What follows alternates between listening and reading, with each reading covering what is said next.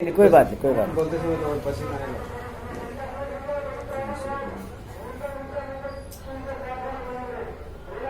Sir recently मैं एक दलित बच्चे को राजस्थान में जालोर में पानी पीने से मटकी से पानी पीने के ऊपर उसे मार दिया जाता है। इस पे आपका क्या विचार है? हाँ, अभी अखबारों के माध्यम से या सोशल मीडिया पे अभी देखा जा रहा था। उस छोटे से बच्चे का वीडियो मैंने भी देखा है। बहुत मासूम सा बच्चा है जिसको एक व्यक्ति एक बहुत सारे और बच्चे भी बैठे हैं, तो क्लासरूम ही है जहाँ पे उसको ऐसे कर करके पटक पटक के मार रहा है। उसकी कमर पे, मुंह पे बहुत जोर जोर से, जैसे बड़े आदमी को मारा जाता है। और वो बहुत छोटा सा मासूम बच्चा है। सबसे पहले तो मैं इसके ऊपर उस बच्चे को मैं श्रद्धांजलि देता हूँ कि मासूम बच्चा था, उसका जीवन बहुत लंबा था। उस देश का आईएएस बन सकता था, इंजीनियर, डॉक्टर बन सकता था। और जिस हत्यारे ने उस बच्चे की हत्या की है, क्योंकि एक छात्र की हत्या की है, वो बच्चा इस देश का भविष्य था। उसने एक बच्चे की नहीं, इस भविष्य की हत्या की है। और जो भारतीय संविधान है उसकी हत्या की है, क्योंकि भारतीय संविधान ये कहता है कि आप किसी भी व्यक्ति को जाति के नाम पे, धर्म के नाम पे, क्षेत्र के नाम पे, भाषा के नाम पे आप उसको प्रताड़ित नहीं कर सकते। और ये तो सीधा सीधा उसको मार दिया है, और वो भी पानी पीने के नाम पे। मैं सवाल करना चाहता हूँ उस राजपूत जाति के साथियों से, या ब्राह्मण से, या बनिए से मैं सवाल करना चाहता हूँ, या जाट, गुजर, यादव या दूसरे लोग हैं जो, उनसे सबसे सवाल पूछना चाहता हूँ कि जब भारतीय संविधान आपको इक्वलिटी देता है, आपको भारत का नागरिक मान लेता है, आप सबको समानता का अधिकार देता है, तो फिर ये ऊंच नीच की जो भावना है ये आपके अंदर कहाँ से जन्म लेती हैं? और इसमें दूसरा दोषी मैं मानता हूँ इन लोगों को, तो सिर्फ एक अपील करता हूँ कि इसके अंदर ये कहाँ से आता है, ये जो जातिवाद का जो जहर है। लेकिन इसका कारण भी है कुछ ना कुछ। जो देश में जो सरकारें जो चल रही हैं अभी, मुझे ऐसा लगता है कि मैं करीब करीब 15 साल से या 20 साल से मैं देश की राजनीति को इस रूप में देख रहा हूं कि जब भी जिस प्रदेश में इलेक्शन होने वाला होता है, उस प्रदेश में लड़कियों के साथ बलात्कार होता है, छोटे मासूम बच्चों को मार दिया जाता है, किसी युवक को मार दिया जाता है। और क्यों मार दिया जाता है? वो मूछें रख रहा था, उसने नाम के आगे सिंह लगा लिया था, ये लड़की नए कपड़े पहन के घूमती थी, हमारा कहना नहीं मानती थी। इस तरह से उसकी इज्जत लूट ली जाती है, सामूहिक बलात्कार हो जाता है, उसको मार दिया जाता है। लेकिन इस हत्याकांड में मैं समझता हूं कि जो लोग ऐसा करते हैं वो सरकार के साथ साथ में वो जो लोग हैं वो खुद भी दोषी हैं, क्योंकि वो मानवता का एक पैमाना होता है। कोई भी व्यक्ति अगर मानवता के आधार पे अगर वो सब करता है तो मैं मानता हूं कि ये मानवता के ऊपर कलंक है। और मैं समझाना चाहता हूं कि भारतीय संविधान के तहत ऐसा करना सिर्फ व्यक्ति की हत्या नहीं है, भारतीय संविधान की हत्या है, जिस संविधान से देश चलता है।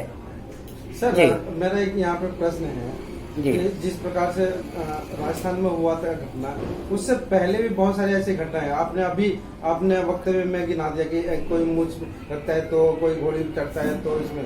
मगर जो बहुजन समाज में इतने सारे संगठन हैं, उस संगठन उनके जिन्होंने इस घटना को अंजाम दिया होता है उनके खिलाफ जो धरने में भी बैठते हैं, हाय हल्ला करते हैं, मगर वो चीजें रुकने का नाम नहीं आ रही है, वो चीजें और बढ़ती जा रही है। तो क्या मतलब इस समाज को क्या कहेंगे सर? बात या बहुजन की या स्वर्ण की नहीं है। स्वर्ण समाज का आदमी अत्याचार करता है, जिसको हम बहुजन समाज कहते हैं।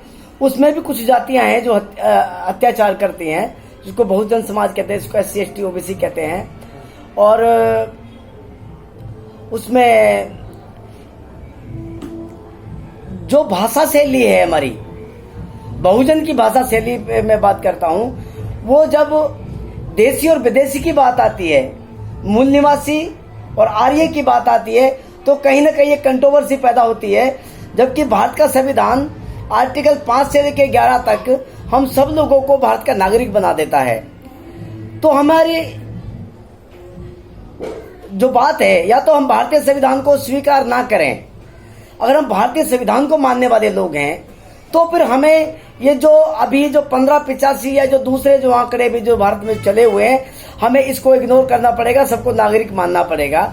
हम दोनों में से डिसाइड नहीं कर पा रहे हैं, बीच में कहीं ना कहीं हम लोग बीच में घुमाव फिराव की बातें करते हैं। जहाँ पे किसी गांव में हम लोग गए, शहर में हम बड़ी संख्या में रहते हैं, संख्या बल पे कोई हमारे पे अटैक नहीं कर पाता है, लेकिन जहाँ गांव में जहाँ रहते हैं, जहाँ 4 घर हैं, 3 घर हैं, 2 घर हैं, और जहाँ पे जो दूसरे जो लोग हैं उनकी संख्या ज्यादा है, पूरा गांव उनका है, तो जैसे ही हमने बनिया ब्राह्मण ठाकुर या जो दूसरे आदमी स्वर्ण या विदेशी कह के और उसको किसी भी तरीके का अगर उसके ऊपर हमने प्रहार किया, हम जुबानी प्रहार करते हैं और वो गुस्से में आके वो हमें शहर में आके नहीं मार सकते, हमारी संख्या ज्यादा है, तो गांव में जो छोटे छोटे जो लोग रहते हैं, टुकड़ों में जो रहते हैं, वो अपना गुस्सा वहां पे जाके कहीं ना कहीं उतार लेते हैं। सर मुझे ऐसा लगता है। मेरा जो सवाल था ना स्पष्ट था, वो न्याय का सवाल था कि न्याय अभी भी नहीं मिल पा रहा है लोगों को। अभी भी वो जो मूछे वाली जो कांड के जो भाई मरा है उसको न्याय नहीं मिला है, जो घोड़ी पे चढ़ाया है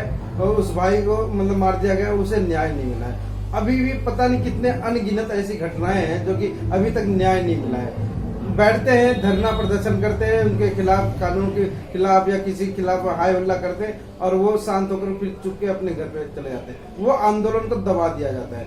तो सर आप क्या मानते हैं कि मतलब आप ऐसा बोल रहे हैं तो क्या इसको न्याय मिल जाएगी बच्चे को? नहीं, उस बच्चे को भी न्याय सच में नहीं मिलेगा। अभी 302 का ये केस है क्योंकि सरेआम हत्या की गई है, लेकिन हो सकता है न्यायालय में जब ये केस जाएगा तो अभी जो धरना प्रदर्शन जो लोग कर रहे हैं, ये कोर्ट कचहरी में नहीं जाते हैं लोग हमारे। बहुत से संगठनों ने सामने कह दिया कि हम जा रहे हैं वहाँ पे, हम न्याय दिलवा के आएंगे। हाँ, मैं बता रहा हूँ वहाँ क्या करते हैं हमारे सामाजिक संगठन, वहाँ भाषणबाजी करते हैं, वहाँ मुझे पहना के दिखाते हैं, क्योंकि वहाँ पे एक उस समय भीड़ का माहौल होता है और पुलिस भी वहाँ पे मौजूद होती है, तो वो वहाँ से जो नेता जो लोग होते हैं उनके ऊपर अटैक नहीं हो पाता है। जो दूसरे लोग हैं इसलिए उसको नहीं मारते हैं कि अगर अभी एक घटना घटी है, अगर हमने इसको भी कर दिया तो बड़ा बवाल ना मच जाए, इसलिए वो वहां से अपनी बात को कह के निकल जाता है। लेकिन जब न्यायालय में जब कोर्ट जाता है, वो कोर्ट में जब ये केस जाता है, तो वहां पे ये जो तथाकथित नेता हमारे जो भाषण देने जाते हैं, ये एक भी नेता कोर्ट में लड़ाई लड़ने नहीं जाता, क्योंकि कोर्ट में जो धारा जो लगती है, जो मुकदमा है, वो वहां दर्ज होता है पुलिस के द्वारा और वो सीधा का सीधा न्यायालय में जाता है और न्यायालय में उस केस में ही फांसी हो सकती है, उसी में सजा हो सकती है जिसमें एविडेंस के आधार पे कोई बढ़िया पुख्ता एडवोकेट उस केस की पैरवी करे। जैसे एक यहाँ पे केस हुआ जिसको हम लोग निर्भया कांड भी बोलते हैं, एक लड़की के साथ में बलात्कार हुआ था या नहीं हुआ था, लेकिन वो बताया गया था बलात्कार हुआ था, वो आपसी झगड़ा भी था और वो स्वर्ण समाज के बच्चे थे, सारे के सारे बच्चे। लेकिन वहां पे एक लेडी वकील ने एक मुकदमा लड़ा और उनको सजा मिली। वहां पे एक लड़का वैसे मर गया था। हमारे इन केसों में सही में तो मुकदमे लड़े नहीं जाते हैं। अगर कोई सही में कोर्ट में पैरवी कर लेता है, ये ईमानदारी से बात बता रहा हूँ, तो मेरे ख्याल से इसमें होता है। क्योंकि हरियाणा में केस हुआ था अभी मिर्चपुर में, आप लोगों ने सुना होगा, पूरे गांव में कुछ जाट समुदाय के लोगों ने और वाल्मीकि जाति के लोगों के ऊपर हमला किया कुत्ते भौंकने पे। वहाँ उनके घर जला दिए गए। 12 साल की बच्ची थी जो अपाहिज, 12वीं क्लास की सॉरी बच्ची थी अपाहिज, जिसको उसमें फेंक दिया गया था, उसमें आग में जलते हुए घर में। उसका बाप था एक लालचंद नाम का बुजुर्ग आदमी, उसको मार दिया गया था। तो उसमें कुछ लोगों को सजा हुई है, क्योंकि उसका मुकदमा यहाँ के दिल्ली के कुछ लोग जाके लड़ रहे थे। वो धरना प्रदर्शन करने नहीं गए, लेकिन मुकदमा लड़ने के लिए गए थे।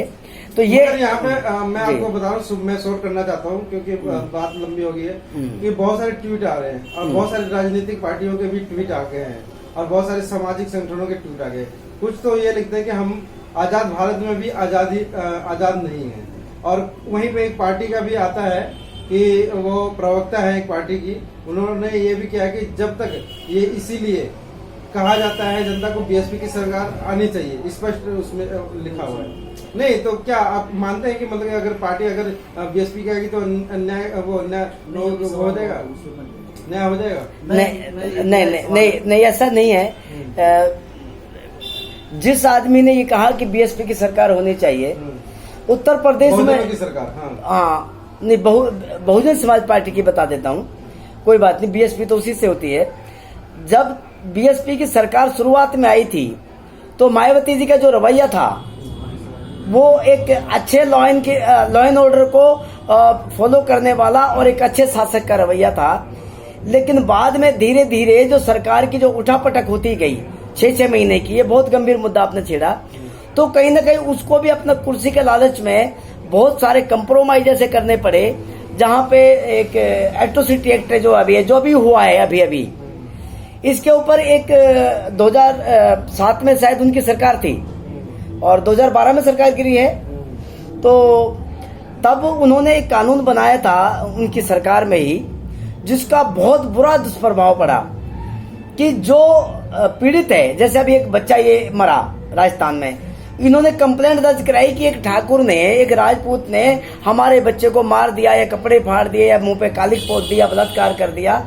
उसकी जांच एसपी करेगा, पुलिस अधीक्षक करेगा, और अगर वो सच नहीं पाया गया तो जो दोषी, जो पीड़ित है, जो अपील करता है, अगर वो सच नहीं निकला, एसपी ने जांच में ये कह दिया कि गलत बोल रहा था, तो फिर उसको उस केस में डबल सजा उस आदमी को मिलेगी जो पीड़ित, जो अपील करता है। जो ऐसा कानून उनकी सरकार ने बनाया और इसके ऊपर बहुत बड़ा बवाल भी मचा था। ये क्यों हो पाया?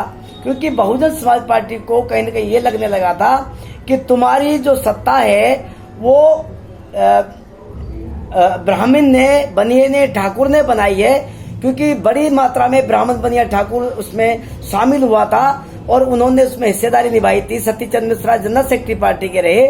उनको लगा कि अगर इनके फेवर में नहीं बोला गया तो कहीं ना कहीं हम सत्ता से बेदखल हो जाएंगे, लेकिन उसका खामियाजा ये भुगतना पड़ा। जैसे इस कानून को मायावती जी ने बनवाया तो आज बहुजन समाज पार्टी सत्ता से बेदखल हुई है, क्योंकि वोट देने वाला बनिया बाबन ठाकुर नहीं था। वोट देने वाला वही पीड़ित समाज था जो अनुसूचित जाति का था, जनजाति का था और जो अन्य पिछड़े वर्ग का था, जिनके खिलाफ में वो मामला बन रहा था। इसलिए वो लोग नाराज हो गए और उन्होंने अपना वोट देना बंद कर दिया। आज वो सत्ता से बेदखल है। सर, राजस्थान में 17 जुलाई को बच्चे को मार दिया गया जी, और 1 महीने के बाद 14 तारीख को मर गया, बच्चा की निधन हो गया। तो इस बीच में समाज के लोग और संगठन के लोग कहाँ छिप गए होते जो बच्चे को मरने की नौबत आई? हाँ, ये एक दुखद बात है जो आप कह रहे हैं। ये बात ऐसा नहीं है कि राजस्थान में कोई सामाजिक संगठन काम नहीं कर रहा है, या वहाँ पे जो संगठन आज वहाँ जो जा रहे हैं बच्चे को मरने के बाद अपने, ये एक राजनीतिक स्टंट है ये।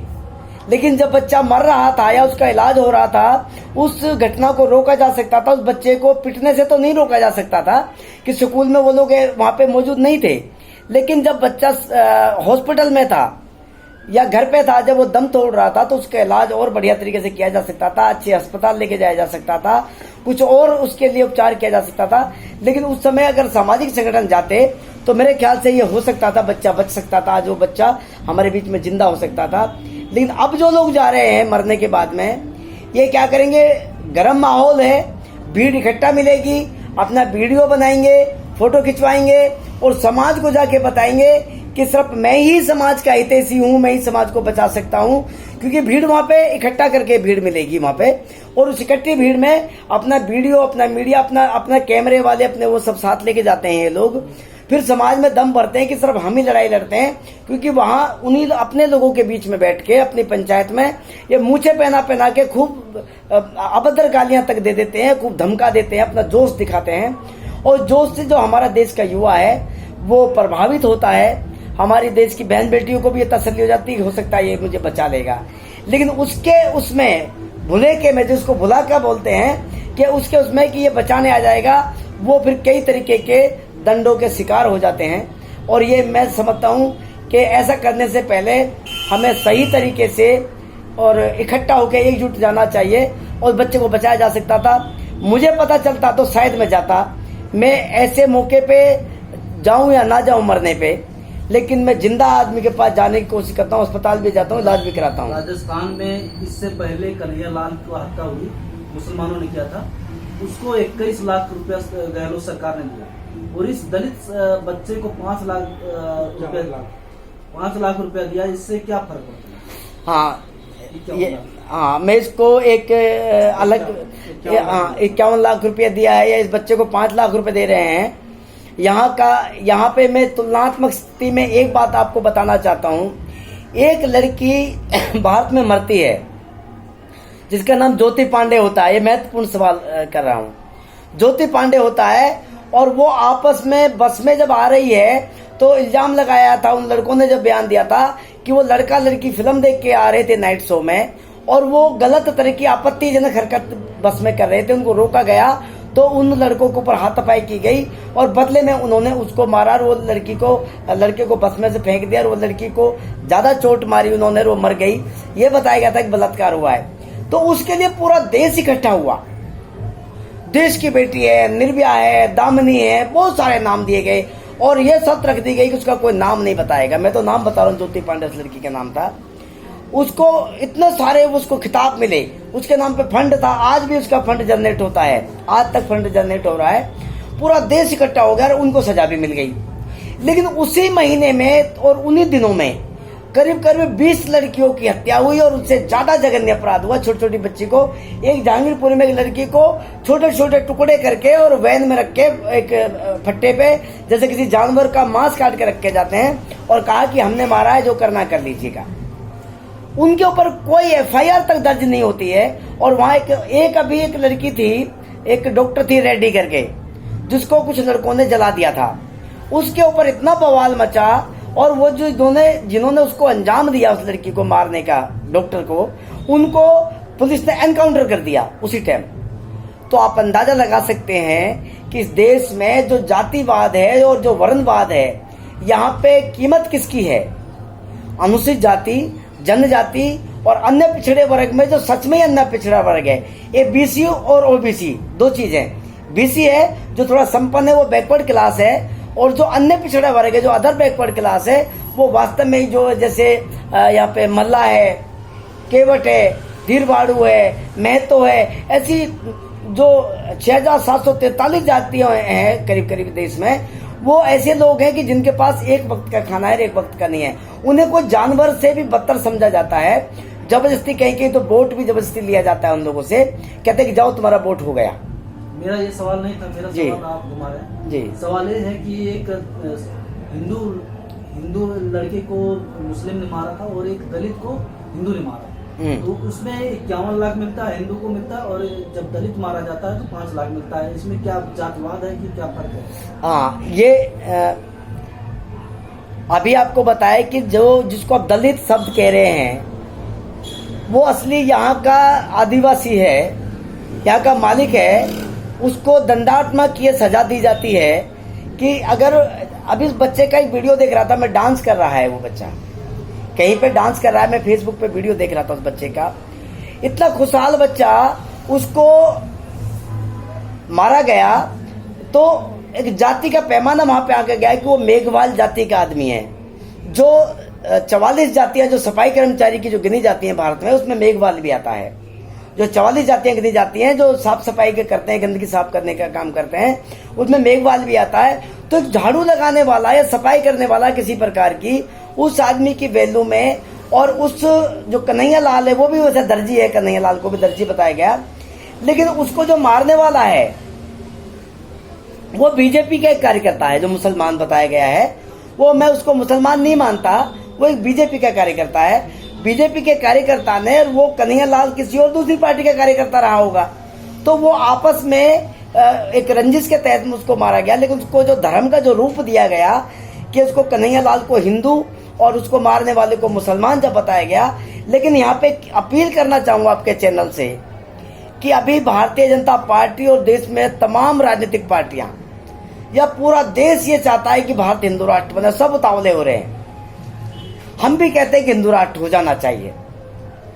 तो क्या हिंदू राष्ट्र की कल्पना कहां से की जाए कि एक राजपूत अध्यापक, हेडमास्टर, जो अध्यापक है, जो शिक्षक है, जो गुरु है, अपने स्कूल में एक मासूम बच्चे को इसलिए मार दे कि वो एक घड़े में से पानी पी लेता है।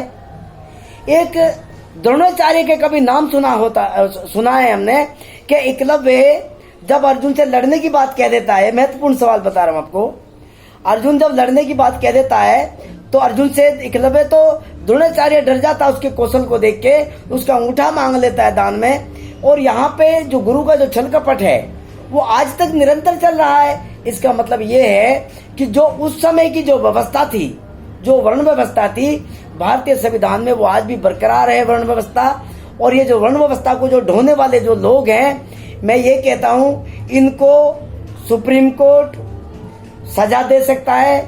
सुप्रीम कोर्ट एक सर्वोच्च संस्था है और उसको एक अलग थलग भी संस्था है, वो चाहे तो कुछ भी कर सकता है। और पूरी बात ये, भारत के जो समाज के जो लोग हैं वो भी इसको सजा दे सकते हैं, इस आदमी को, हत्यारे को, ऐसे हत्यारों को। लेकिन उसके लिए एक बड़ा आपको काम करना पड़ेगा।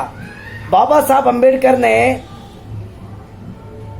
3 शब्द कहे कि एजुकेशन होनी चाहिए, शिक्षित बन जाइए, यानी ज्ञान प्राप्त कर लीजिए और आप संगठित रहिए और आप संघर्ष कीजिए। तो हमने शिक्षा के नाम पर सिर्फ स्कूल की शिक्षा प्राप्त करी, हम शिक्षित नहीं हो पाए। और संगठित के नाम पे हम इकट्ठा ना होके आज 6,743 जातियां हैं, पर 6,743 संगठन होंगे हमारे भारत में। और सबसे बड़ा कारण है बच्चे का मरने का कि हम इतने टुकड़ों में बट गए हैं कि ये जो टुकड़े हैं इकट्ठे जब तक नहीं होंगे, जब तक ये हत्याओं का सिलसिला मुझे नहीं लगता कि बंद हो पाएगा। इतना बड़ा वीडियो कोई देखता नहीं है।